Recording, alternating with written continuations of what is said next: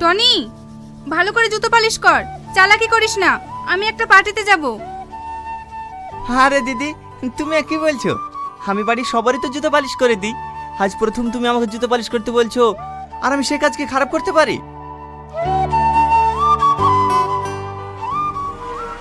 বাড়ির সব লোক মরে গেছে নাকি? আমি কলেজ থেকে একা হাঁটতে হাঁটতে বাড়ি এসেছি, আমাকে আনতে যাওয়ার একটা লোক নাই। তুমি কি করছিলা? তুমি আনতে যেতে পারোনি? আমি দিদি জুতো পালিশ করছিলাম। তোমার জুতো পালিশটা আগে হলো, তাড়াতাড়ি উপরে আসো, কিছু কাজ বাকি আছে সেগুলো সারতে হবে।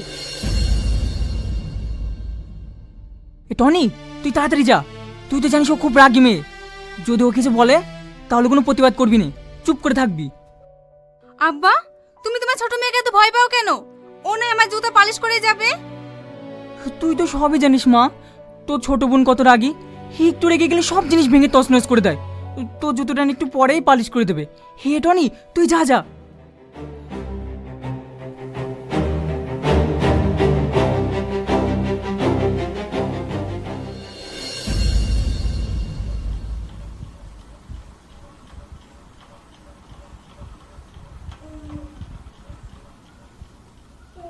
বলো ম্যাম সাহেব, কি করতে হবে?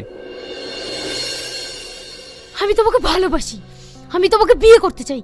আমি তোমাকে বলিনি এই বাড়িতে কোনো নিচু কাজ করবে না? কি করব বলো? দিদি হুকুম করলে আমি না করতে পারবো? ওরও দেখছে মনুষ্যত্ববোধ হারিয়ে গেছে। সবার দেখা দেখি ও জুতো পালিশ করাচ্ছে। কাল থেকে আমি আর চুপ করে থাকবো না।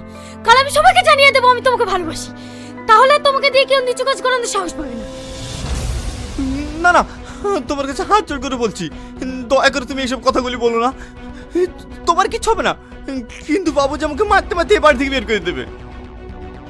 টনি ঠিক কথাই বলেছে। তোদের ভালোবাসার কথা যদি বাড়িতে বলিস না, তাহলে সত্যি সত্যি টনিকে বাড়ি থেকে বের করে দেবে। তুই আমাদের মধ্যে নাক গলাবি না।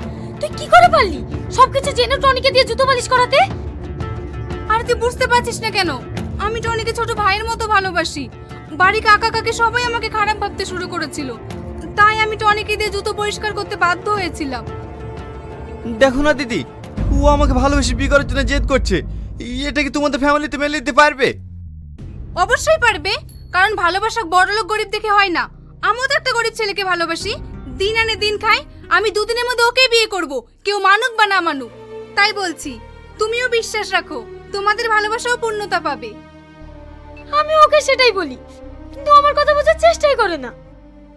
দেখো সালমা, তোমার আব্বা আমাকে এই বাড়িতে ছোট থেকে নিজের ছেলের মতন মানুষ করেছে, আর আমি তার সাথে এরকম বিশ্বাসঘাতকতা করি কিভাবে বলো? এতে বিশ্বাসঘাতকতার কি আছে?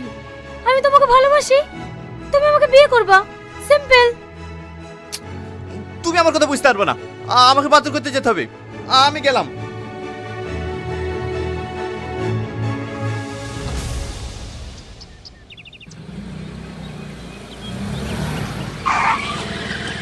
কি ব্যাপার, তুমি কোথায় যাচ্ছ? তোমাকে নিতে এসেছি, তাড়াতাড়ি গাড়িতে ওঠো। না না, আমি গাড়িতে উঠবো না। লোকে দেখলে কে কি ভাববে বলো তো? কে কি ভাবলো আর কে কি ভাবলো না ওসব আমি দেখতে যাবো না। তুমি যে এত কষ্ট করে ব্যাগ নিয়ে হেঁটে যাচ্ছ, এতে আমার কষ্ট হচ্ছে না? তাড়াতাড়ি গাড়িতে ওঠো। কি হলো, ওঠো।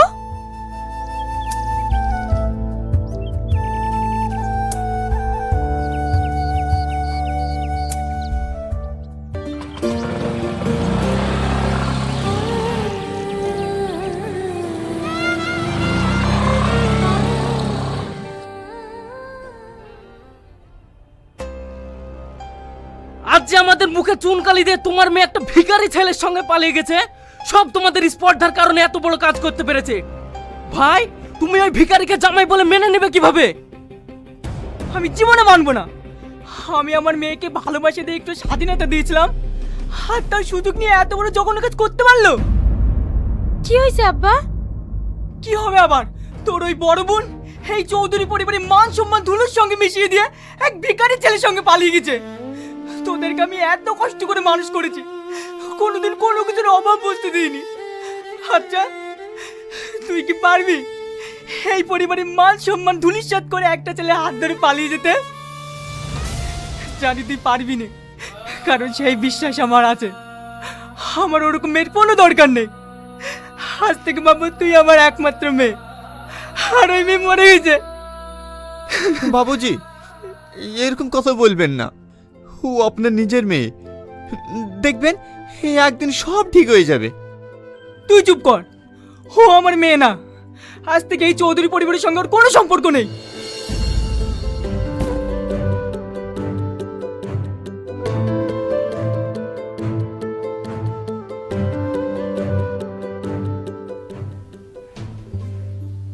মেম সাহেব, তোমার চা।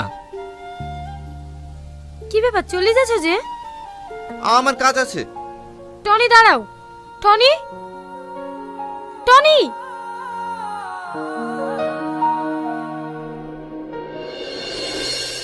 তুমি বসো, আমি তোমার জন্য খাবার নিয়ে আসছি। আজকে কি রান্না করেছো? পেঁপে সিদ্ধ আর ভাত। জানো, তোমার জন্য আমার খুব কষ্ট হয়। তুমি কত বড়লোক ঘরের মেয়ে, কত ভালো ভালো খাবার খেতে, কিন্তু আমাকে বিয়ে করে তুমি ঠিকমতো খেতেও পাও না। চুপ করো, খবরদারের কথা বলবো না। খাবারে কি যায় এসে বলো, আমি তোমাকে পেয়ে খুব খুশি আছি। দিদি। টনি আয় এই বস। বাড়ির সবাই ভালো আছে তো? হ্যাঁ ভালো আছি, তাড়াতাড়ি কিছু নিয়ে আসেন।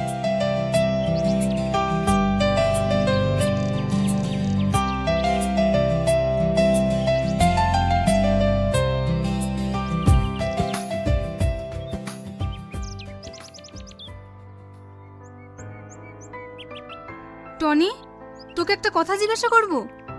হ্যাঁ দিদি। তুই যে প্রতিদিন এই জিনিসগুলো নিয়ে আসিস, এইগুলো কি সত্যি আমার আব্বা পাঠায় নাকি তুই নিজে থেকে নিয়ে আসিস? হ্যাঁ, বাপ কি মেয়ের উপর রাগ করে থাকতে পারে? বাবুজি আপনাকে অনেক ভালোবাসে, মানুষের লজ্জার খাতিরে আসতে পারে না। দেখেছো, আমি তোমাকে বলিনি আমার আব্বা ওরকম মানুষ না, আমাদের ঠিক একদিন মেনে নেবে। অবশ্যই মেনে নেবে। থাকেন দিদি, আমার ওর বাড়িতে অনেক কাজ আছে, আসছি। ভাই চারটে খেয়ে যা। না না দিদি, অন্যদিন এসে খেয়ে যাবো।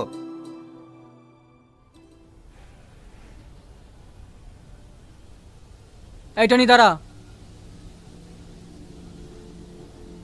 বলেন বাবুজি।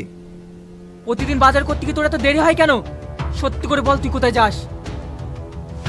না না বাবুজি, আমি কোথায় জানি তো, আমি বাজার করে চলে আসি। তুই ডাহা মিথ্যা কথা বলছিস। তুই ওই কুলাঙ্গারটার বাড়িতে যাস। না না বাবুজি, আপনার কোথায় ভুল হচ্ছে, আমি কেন ওদের বাড়িতে যাব? ঠিক আছে, আমি তোকে সাবধান করে দিলাম। যাস না যখন বলছিস, আমি যেন কোনোদিন শুনতে না পাই তুই ওদের বাড়িতে গিয়েছিস। এই শোনো, স্কুটিটা নোংরা হয়ে গেছে, চলো একটু ধুয়ে দাও গা। আজ তো কলেজ যাচ্ছ না, কালকে কলেজ যাওয়ার আগে আমি ধুয়ে দেবো। টনি,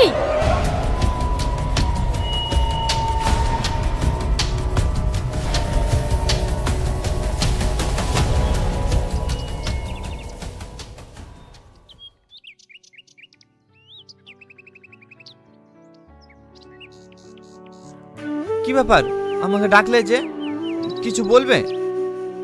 সত্যি করে বলো, তোমাকে এত করে ডাকছি, তুমি আমাকে ইগনোর করছো কেন? তুমি জানো না আমি তোমাকে কতটা ভালোবাসি? দেখো, আমিও তোমাকে অনেক ভালোবাসি, কিন্তু সব ভালোবাসা আমার বাবুজির ভালোবাসার কাছে তুচ্ছ। আমার বাবুজির চোখের পানি আমি কখনো সহ্য করতে পারবো না। সব কথাই বাবুজি বাবুজি আর বাবুজি। আমি একটা জিনিস বুঝতে পারি না, ওটা আমার বাপ না তোমার বাপ। দেখো, তোমাকে আমি খুব ভালোবাসি, আর তোমাকে বিয়ে করব। দেখো, আমি তোমাকে বিয়ে করতে পারবো না। বিয়ে করতে পারবে না তো? ঠিক আছে, আমি এক্ষুনি বলবো। সালমা, সালমা, তুমি পাগল হয়ে গেছো? তুমি দেখতে পাইছো না বাবুজি তোমার বড় বোনের জন্য প্রতিদিন চোখের পানি ফেলে? আমি এত তোমাকে পাওয়ার জন্য প্রতিদিন প্রতি মুহূর্তে চোখে জল ফেলি, তোমার কি আমার প্রতি একটু মায়া হয় না? হ্যাঁ গো, আমারও মায়া হয়, কিন্তু আমি তোমাকে এই মুহূর্তে বিয়ে করতে পারবো না, যতক্ষণ না আমি বাবুজিকে নারাজি করাতে পারছি। ঠিক আছে, তাই হবে, কিন্তু ততদিন তুমি আমাকে ভালোবেসে কথা বলবে, আমি তাতেই খুশি থাকবো। ঠিক আছে, আমি তোমাকে আর কোনোদিন কষ্ট দেবো না। I love you.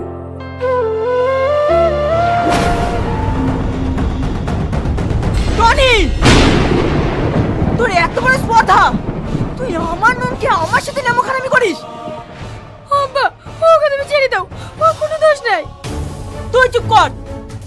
এতদিন আমি দুধ কলা দিয়ে কাল সব পুষেছিলাম, এই বদমাইশকে আমার খুব ভালোভাবে জানা হয়ে গেছে। ওর টাকার প্রতি লোভ হয়েছে, তাই তোর মতো নিষ্পাপ মেয়েকে প্রেমের জালে ফাঁসিয়ে আমার কাছ থেকে টাকা উসুল করতে চাই।